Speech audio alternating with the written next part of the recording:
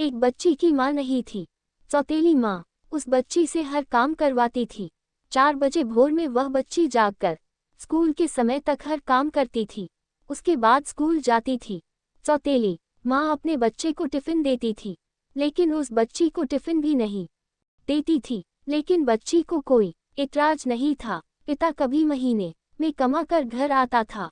उस बच्ची की सौतेली माँ काफी मान जान करने लगती थी। पिता के जाने के बाद फिर वही कार्य करवाती थी। बच्ची पढ़ने में तेज थी, धीरे धीरे बड़ी हो गई।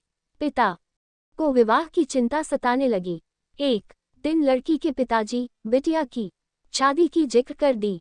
सौतेली माँ ने कहा कि हमारे रिश्ते में एक लड़का है, दहेज भी नहीं लेगा, थोड़ा गरीब है, परिवार ठीक है। लड़की चून की पढ़ना चाह रही थी, लेकिन जबरदस्ती मंदिर में विवाह करके उसे उसके ससुराल भेज दी। लड़की जब ससुराल गई, उसे अपनी बदनसीब किस्मत सोच कर कुछ बोली नहीं, लेकिन लड़के ने कहा कि आप बुरा न मानो तो एक बात कहे। वह बोली कि आपके साथ जीवन भर रहना है, आप जो कहोगे हम मानेंगे। लड़का बोला, जहाँ से पढ़ाई छोड़ी है वहीं से आप शुरू कर दीजिए। हम गरीब जरूर है, लेकिन गवार नहीं है। लड़की अपने पति का पैर पकड़कर फफक कर रो दी।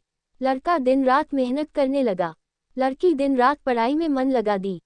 लड़की एक बड़े शहर में रहकर IAS की तैयारी करने लगी। लड़का कमा कर पैसा देने चला आता था।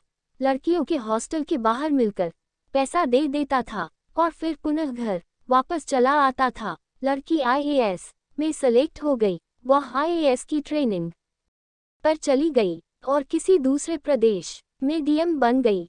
संयोग से लड़का पता लगाकर जब वहां पहुंचा, तो लड़की की सारी व्यवस्था देखकर लड़का खुद शर्मिंदगी खाने लगा और वह मन बना लिया कि हम खुद इनकी जिंदगी से दूर हो जाए। लड़के की माँ की तबीयत खराब थी। लड़का हफ्ते भर से मिलने के लिए प्रयास कर रहा था, लेकिन कोई मिलने नहीं दिया। ठंड का मौसम था। DM साहिबा का कंबल वितरण का होर्डिंग लगा था। वो भी सवेरे से लाइन लगाकर खड़ा हो गया, जिसमें 5 गरीब चुने गए। उसमें वह लड़का भी था।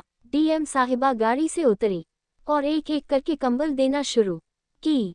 जब 5वें आदमी को कंबल देने की बारी आई, वह लड़का अपना मुंह तौलिया से बांधे खड़ा हो गया।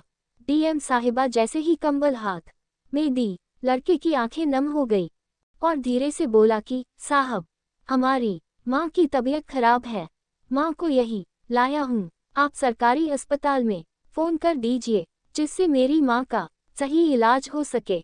DM साहिबा आवाज को पहचान ली और हाथ पकड़कर फफक कर रो पड़ी और बोली कि आप कब आए, मुझे बताए क्यों नहीं, माँ जी कहाँ है। उसने इशारा किया। इतने में वह खुद चल दी। अपनी गाड़ी में सबको बिठाई, अपने आवास ले गई। तत्काल सबके ठंडक के कपड़े खरीद कर लाई। लड़का बोला कि आप बहुत बड़ी अधिकारी हो गई हैं। तो वह बोली कि तो क्या हुआ, आप हमारे पति थे और हैं। आप लोग को हम कैसे भूल जाएंगे।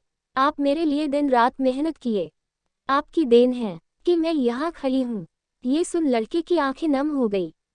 इतने में DM साहिबा भी अपनी आंखों के आंसू रोक न पाए और अपने पति के गले सिमट कर रो पड़ी और अपने परिवार के साथ रहने लगी। Please like and subscribe.